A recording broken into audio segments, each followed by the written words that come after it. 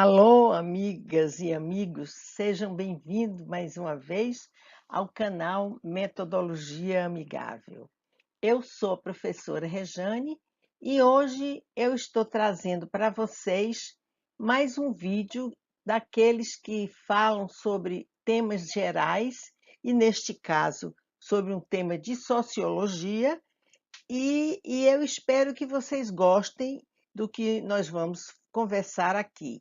Hoje nós vamos falar sobre estratificação social, a questão das classes, e vendo esses conceitos através da visão de três filósofos, três intelectuais brilhantes, dois de uma geração mais passada, mas que ainda estão perfeitamente atuais hoje em dia, e através de um outro mais moderno, que morreu agora, ainda nesse século, em 2002, que é Pierre Bourdieu. Os outros dois serão Karl Marx, que é praticamente o pai do conceito de classes sociais, e de Max Weber. Bom, então, sem mais delongas, vamos começar a nossa aula. Olha, estratificação social, eu acho que é um termo que a gente ouve muito falar e às vezes não se sabe exatamente o que significa. Então, eu quero dizer para vocês que esse conceito é utilizado para classificar os indivíduos ou os grupos sociais dentro de uma sociedade, dentro da estrutura da sociedade. É como se nessa estrutura houvessem divisões que nós chamamos de estratos ou de fatias, por exemplo, ou de camadas. E isso tudo seria baseado numa hierarquia, certo? Tendo como base as condições socioeconômicas e culturais e políticas também que existem nesse âmbito social.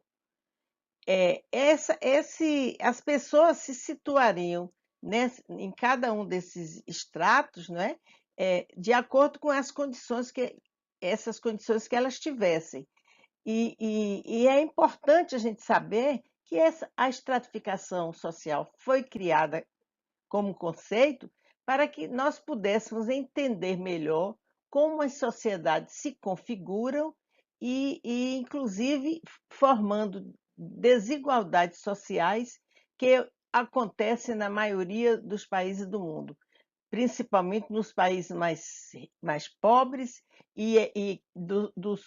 para que isso ocorra, essa desigualdade é bastante importante para manter essas condições de desigualdade, essas condições de aquisição desigual de riquezas e de prestígio dentro de uma sociedade. Bem, nós queremos. Olhe, através dos tempos, a figura, a figura visual que mais representa a estratificação é exatamente uma pirâmide, né? E nós vamos dar uma rápida passada aqui por várias fases da história, mostrando pirâmides representativas de várias sociedades, para que vocês possam ter uma visão mais concreta, mais objetiva desse conceito. Primeiro, nós vamos trazer uma civilização mais antiga, que seria o Egito, né? O Egito antigo, não o atual, mas o Egito antigo. Nessa pirâmide, nós tínhamos o topo dela seria ocupado pelo faraó, não é? Faraó e aqueles nobres que o cercavam. Depois se viriam os sacerdotes, que inclusive são importantes para definir as condições simbólicas, né, de uma sociedade. A nobreza vem em seguida, depois os escribas, que eram representativos dos intelectuais, e seguido depois dos camponeses, que eram servos, pessoas que cultivavam os alimentos, etc., e que eram livres, né? E finalmente, se tinha a base da pirâmide, que é bem maior, que era representada pelos escravos, que eram exatamente aqueles que trabalhavam para muito mais fortemente para poder botar comida na mesa das pessoas e fazer todos os trabalhos que os egípcios não queriam fazer. Então, essa era a estrutura da pirâmide do Egito Antigo. Vocês veem que existe uma característica aqui de desigualdade, de oportunidades, de obtenção de riquezas, etc. Bem, depois vamos passar pela Idade Média, onde nós vemos também uma estratificação representada por uma pirâmide, onde existem três tipos de classe aqui, três camadas, né?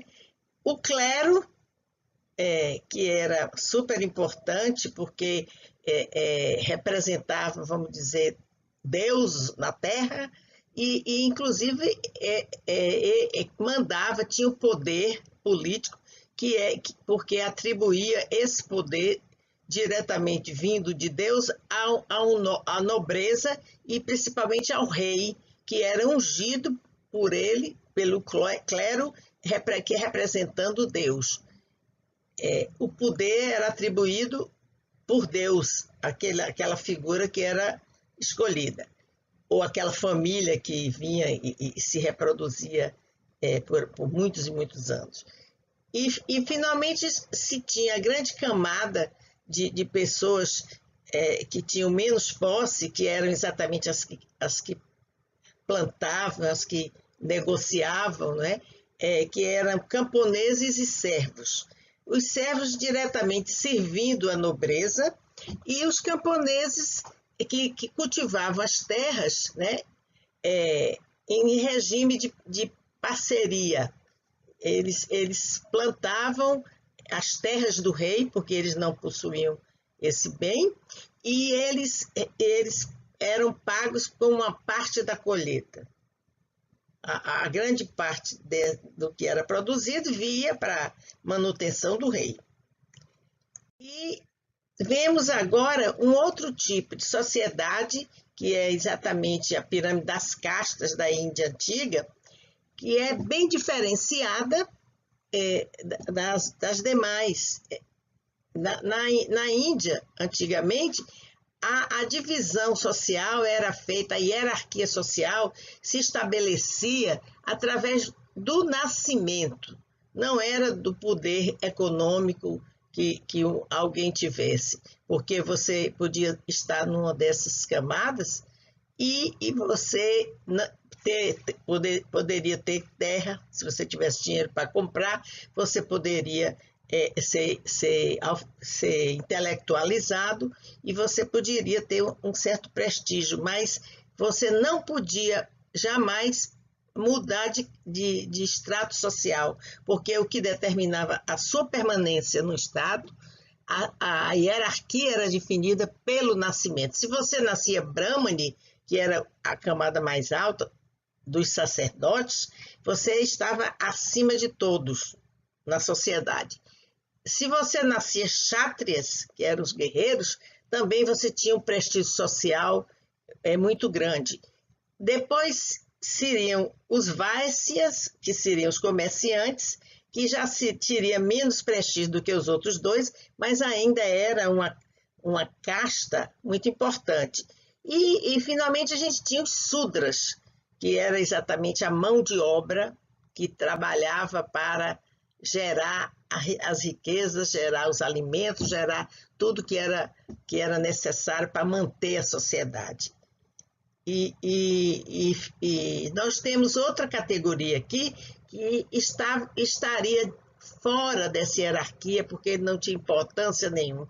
Quem nem nascesse pária seria sempre considerado uma pessoa sem nenhum prestígio social, era alguém fora da curva. Então, o que caracteriza muito esse tipo de estratificação é que não havia nenhuma possibilidade de mudança dessas pessoas de uma classe para outra. certo? Hoje em dia não existe mais, há alguns anos já foi abolida legalmente a Constituição Social por castas, mas tradicionalmente ainda se mantém, principalmente nas regiões mais rurais, não é? E existe ainda, se considera ainda essa questão aqui. Bem, e vou mostrar para vocês a divisão que nós temos, vamos dizer, atual, né? Principalmente nas sociedades capitalistas. Nós temos uma parte dos muito ricos, dos ricos, da classe média e dos pobres.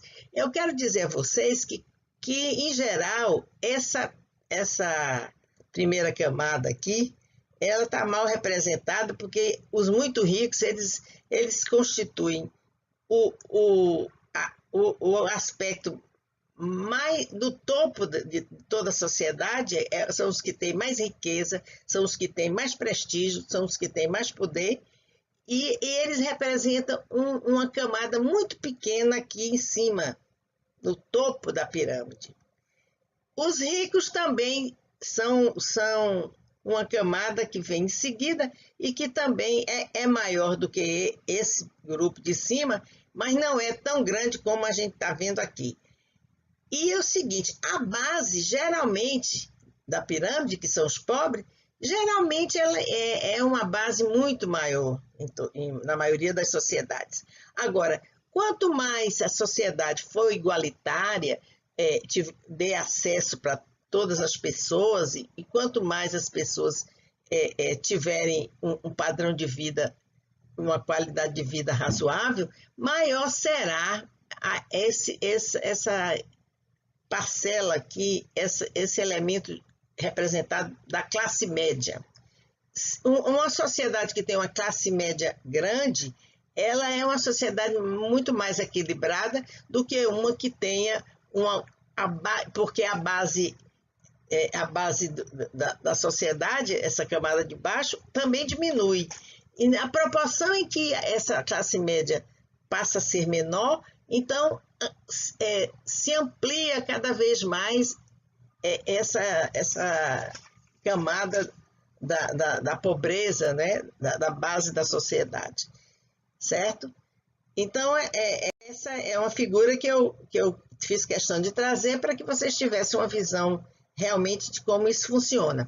Agora, considerando a questão da estratificação, nós temos que falar a respeito da mobilidade social. O que é isso? Ora, a mobilidade é exatamente o tráfego, né? A circulação dos indivíduos entre essas camadas sociais, certo? Por exemplo, no caso das castas, não existia a possibilidade de mobilidade.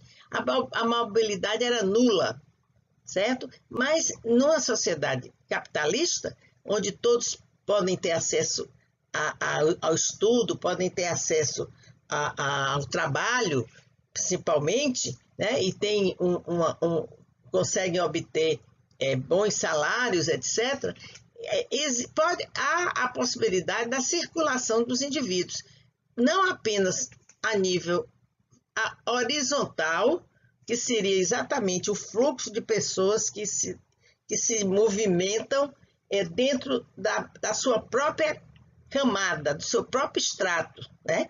Por exemplo, a classe média, ela circularia dentro da sua própria camada, quando ela, por exemplo, obtivesse um salário maior, obtivesse um título universitário, então ela mudaria de posição dentro da sua própria faixa, o que seria exatamente a mobilidade horizontal. A mobilidade vertical, que é a mais difícil de obter, lógico, é quando você migra, por exemplo, da base da pirâmide, que seria a base das pessoas mais pobres, para a camada de cima da classe média. Então, por exemplo, eu quero dar o exemplo do Brasil. Nos governos do PT, que se voltava muito para melhorar as condições sociais dos indivíduos, mais pobres, centrou-se nisso para criar uma distribuição de renda maior e fazer com que as pessoas tivessem uma certa ascensão social. Então, houve gente que teve essa mobilidade social, que passou a ter sua casa, passou a ter seu carro, a obter bens de consumo que ele jamais teria se não tivesse uma renda maior, né? Uma renda convincente com isso aí. Então, houve uma mobilidade vertical na sociedade brasileira, correto? Agora, como é que ocorre, o que é que favorece essa mobilidade? As sociedades abertas que estabelecem opções para que as pessoas possam circular e possam adquirir qualidades para se classificar numa outra classe, essas são as chamadas sociedades abertas. As sociedades fechadas, são aquelas que mantêm uma hierarquia muito rígida, que não permitem que haja essa circulação dos indivíduos a nível vertical. Pode existir a nível horizontal, mas verticalmente as pessoas não com frequência passam a circular de um estrato para outro, como eu dei como exemplo a sociedade indiana de antigamente, que tinha esse hermetismo na circulação vertical.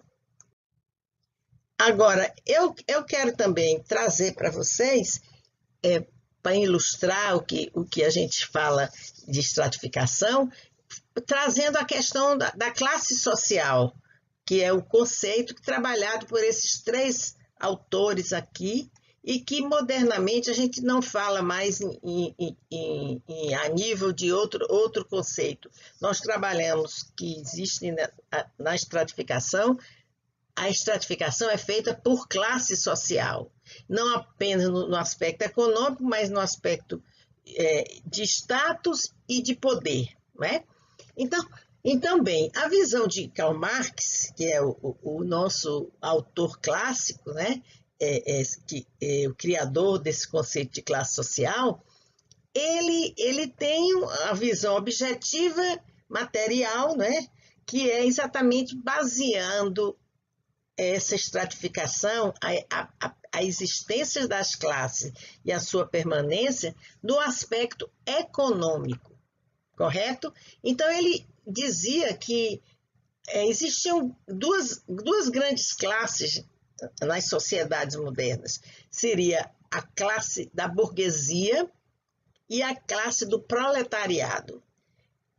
A burguesia se constituiria nas pessoas que tivessem a posse das riquezas, a posse dos bens que geravam riqueza, os bens de produção, as terras, as fábricas, etc. Então, essa camada, chamada classe burguesa, ela deteria o econômico, né?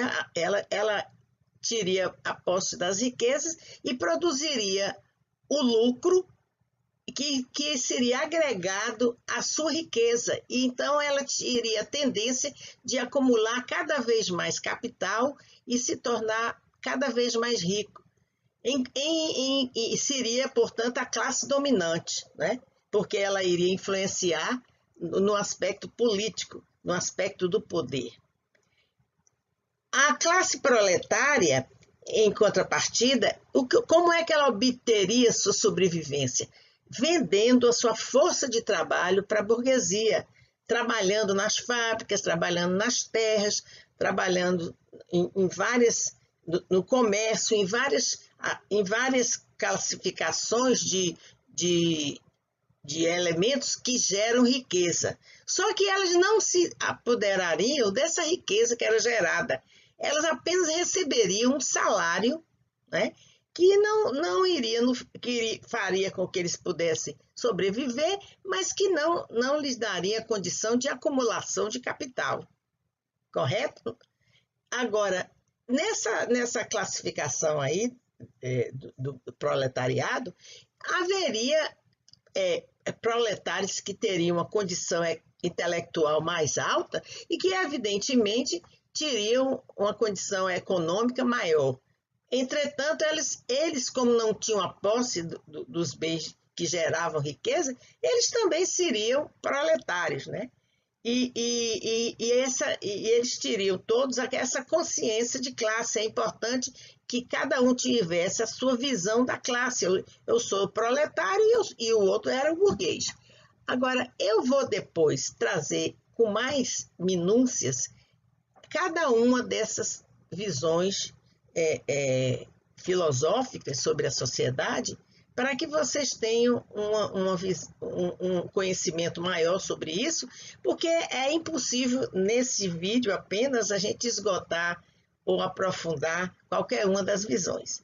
Agora, depois de Marx, nós vimos a visão de Max Weber, que na verdade situa a sua noção de classe no status social, no prestígio social, e que daí derivaria o poder.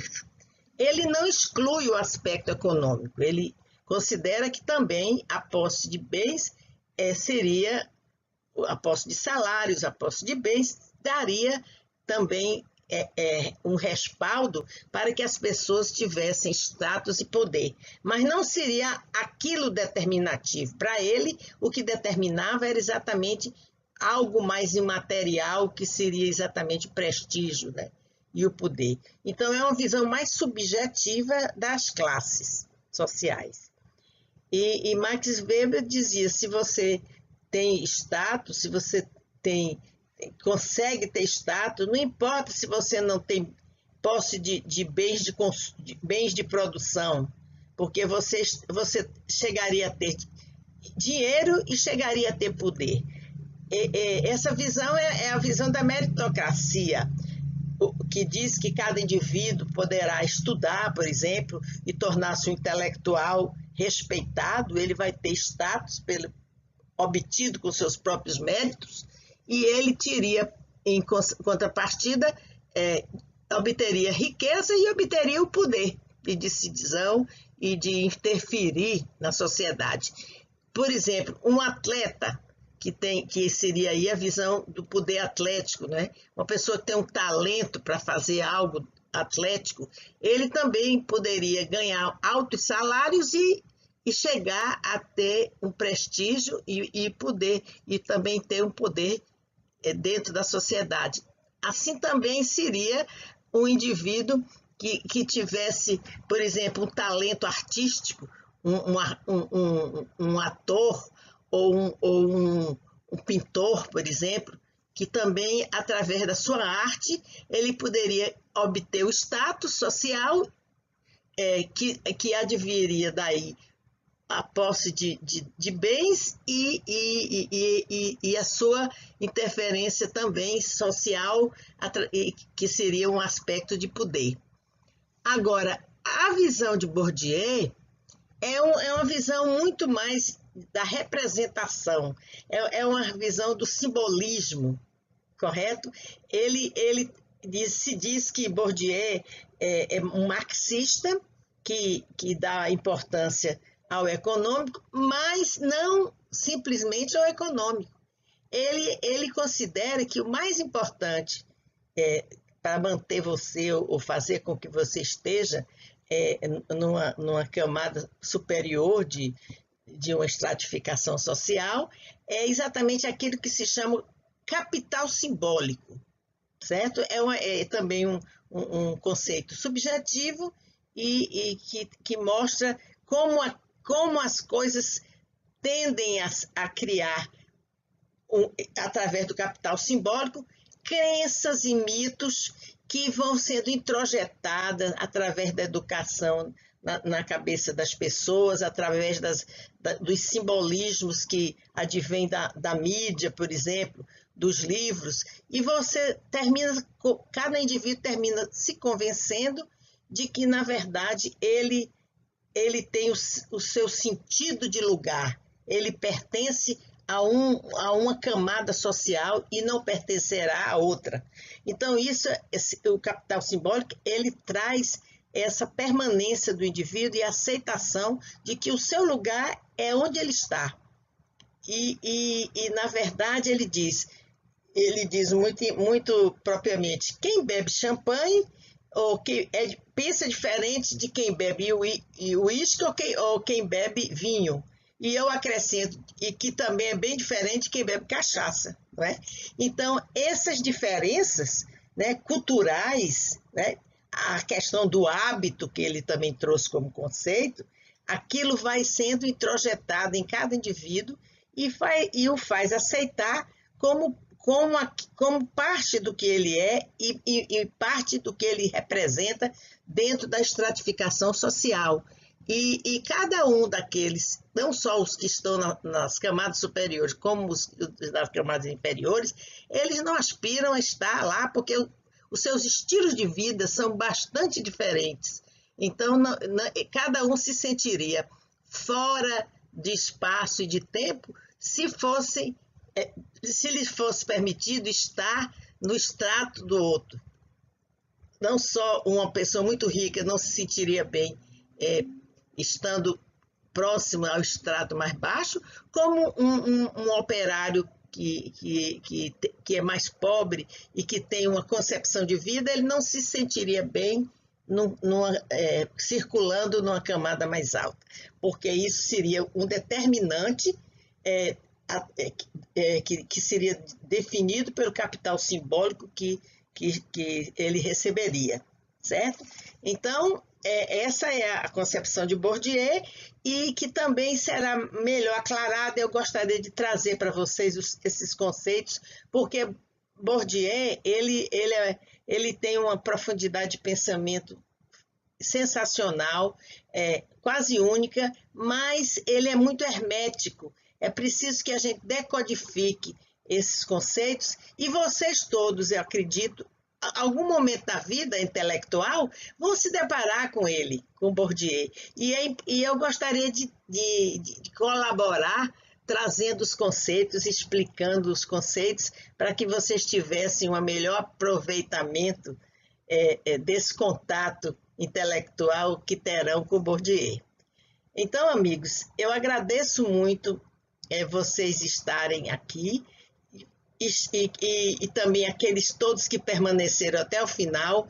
Eu acredito que tenham obtido algum conhecimento novo que poderá ajudar vocês em algum momento da vida, né?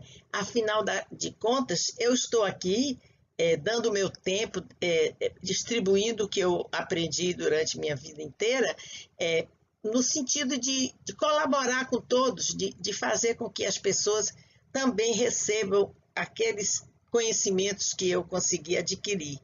E eu gostaria que cada um de vocês desse o seu like aqui nesse vídeo, e se inscrevessem no canal se ainda não seja inscrito, porque eu preciso ampliar o número de inscritos para poder fazer esse vídeo mais visto por todos. Ampliar a visibilidade desse vídeo e fazer circular esses conhecimentos que eu estou tentando passar aqui. Muito obrigada e até a próxima.